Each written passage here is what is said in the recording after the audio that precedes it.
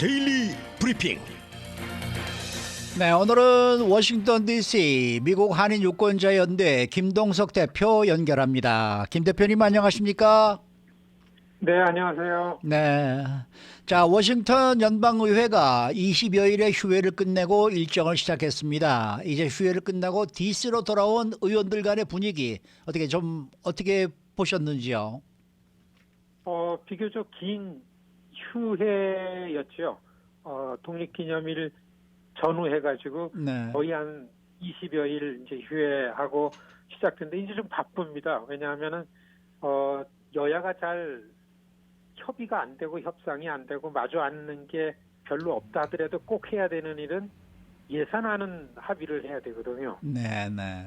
그래서 미국 정부의 2024년 회계연도 이게 10월부터 시작하거든요. 아, 그래서 이 8월 한 달 휴회로 가기 전에 7월 이제 뭐 2주 많이 해야 남았는데 2주 동안 의회 상하원 여야 의원들은 2024년도 회계연도의 연방의회 예산을 합의를 하고 통과를 시켜야 됩니다. 네. 이것 때문에 좀 바쁘게 됐는데 사실 아시겠지만은 지난달까지 그 말이 많았던 부채 한도를 상향하는 합의 때에 공화당이 다수당이잖아요. 그러니까 공화당이 이 예산을 동결하는 걸 조건으로 연방 정부 예산을 동결하는 조건으로 지난달에 부채 한도 상향 합의하는데 동의를 해줬기 때문에 국방부만 빼놓고는 예산이 동결되는 것만 가지고 야당에서는 공화당에서는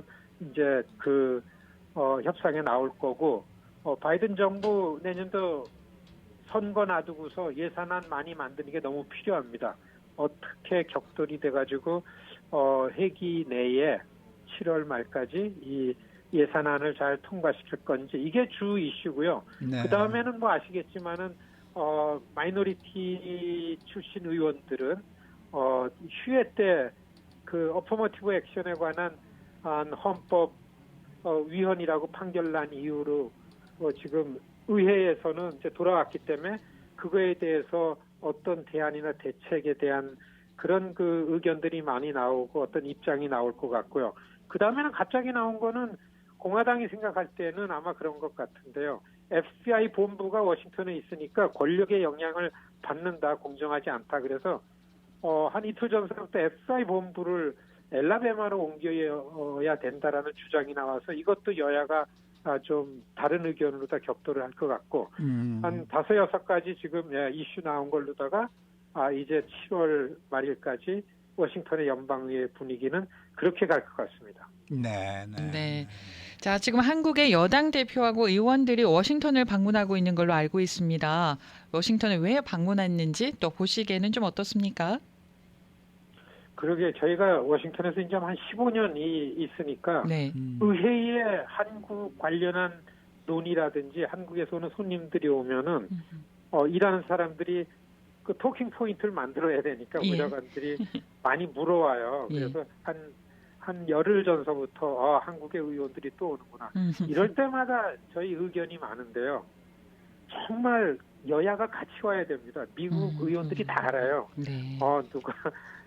한국도 너무 여야로 갈라져서 합의가 안 되고 너무 미국 이상 간다는 거 다 알고 있기 때문에 같이 와서 한 목소리가 아니면은 진지하게 받아들여지지 않는다라는 이런 얘기를 내고 싶은데 한국의 여당의 국민의힘 대표를 비롯한 한 6명인가 의원들이 그 워싱턴 그 월요일부터 워싱턴에 와서 일정을 시작하고 오늘 뉴욕으로 가시고 그 다음에 LA를 들려서 LA 온다 그러더라고요. 가는 걸로 예 그렇게 알고 있습니다.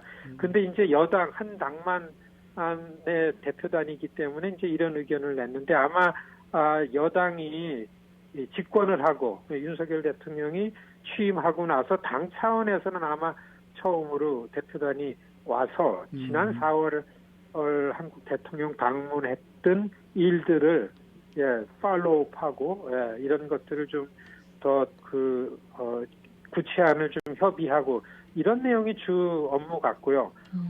그리고 아시겠지만 갑자기 북한에서는 나토 정상회의 하는 때를 맞이해가지고 뭐 뉴스에 지금 이 워싱턴에서는 그게 한 뉴스인데 대륙간 탄도미사일 또 북에서 발사한 게 그랬죠.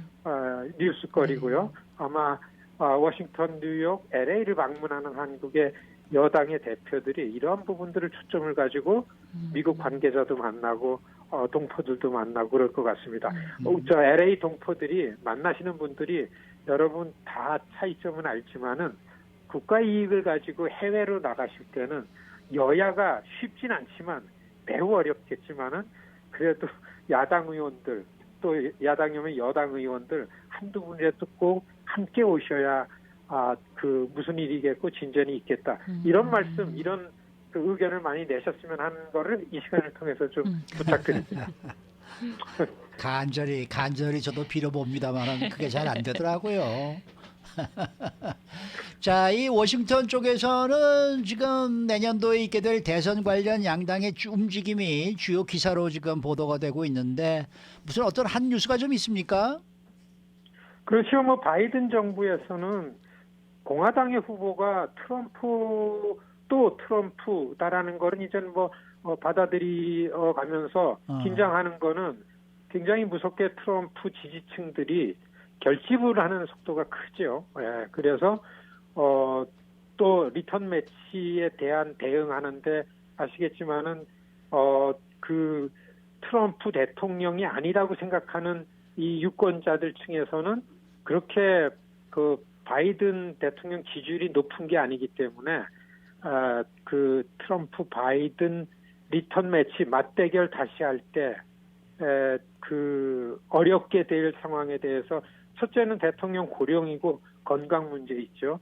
부통령 리더십에 대해서 또 말들이 많고 그렇습니다. 그래서 이런 것들이 주 이슈 가지고 그다음에 트럼프도 아니고 바이든도 아니다라는 제3 후보라는 부분에 분위기가 무르익기 때문에 이것이 나오면 또 바이든 쪽에선 불리하기 때문에 이거에 대한 대응을 세우고 트럼프 쪽에서는 저 경선이 이제는 공화당이 선거를 주도해 나갈 거고 도전자니까 또 공화당 안에서는 우리가 뭐 반복해서 경험했지만은 트럼프 선거 운동 스타일이 모든 뉴스를 장악해서 가지 않습니까? 그렇기 때문에 이번 본격적으로 대선 시작됐기 때문에 여하튼간에 워싱턴 안이 이제 거의 선거 분위기로 간다. 그 우리 일이라고 생각하고서 신중하고 진지하게 좀 들여다봐야 될 내용이다 이렇게 말씀드립니다. 네. 그럼 이번 대통령 선거전에서 우리 한인들이 좀 염두해야 할 그런 부분이 있으면 어떤 게 있을까요? 트럼프 대통령이 지도자감이기 때문에 지지하는 게 아니고 그 사람을 통해서 우리의 일을 관철시킨다가 미국의 보수 우익들이 결집하고 있는 그런 동력입니다. 그런데 여기에서 주의할 게 이 기독교 가치, 낙태니 동성애니 이 총기 규제라든지 이 인종 문제라든지 이게 다 기독교 국가주의라는 게 지금 나왔습니다. 기독교 유일 국가가 돼야 된다라는 생각에 이게 다 결집이 되기 때문에 우리 한인 사회도 그 교회 많고 기독교 신앙이 많은데 좀 이성적으로 그리고 이 소수계가 없고 약한 사람들 처지가 어떤가 이런 입장 이런 관점에서 선거를 봐야지 여차하면은 소수계면서도 잘 그 백인 기독교인들이 갖고 있는 근본주의에 입각해가지고 우리 한인 사회도 잘못 이렇게 연결이 될까라는 이런 우려들이 있기 때문에 굉장히 진지하게 인종 문제라는 측면에서 그런 부분들을 보고 선거에 좀 대비를 돼야 되는 거 아닌가 이런 생각을 합니다. 네. 지금 저 CNN에서는 말입니다. 조 맨신 상원 의원이 지금 오늘 그 뉴햄프셔를 방문한다고 그러면서 혹시라도 이 내년 대선에 제3 후보로 지금 출마를 하기 위해서 지금 그쪽으로 가는 게 아니냐 뭐 이런 지금 저 보도를 하고 있는데 어떻게 보세요? 가능성이 있다고 보십니까? 조 맨신 제3 후보 추대하는 사람들이 있고 구체적으로 움직이고 있습니다.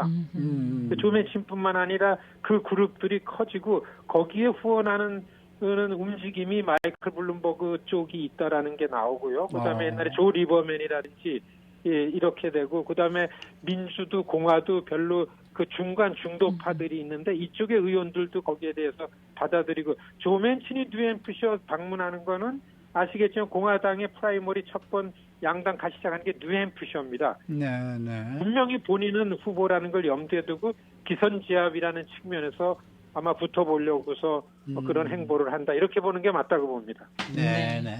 오늘 말씀 잘 들었습니다. 네, 안녕히 네, 계십시오. 감사합니다. 지금까지 워싱턴 DC의 미국 한인 유권자 연대 김동석 대표와 함께했습니다.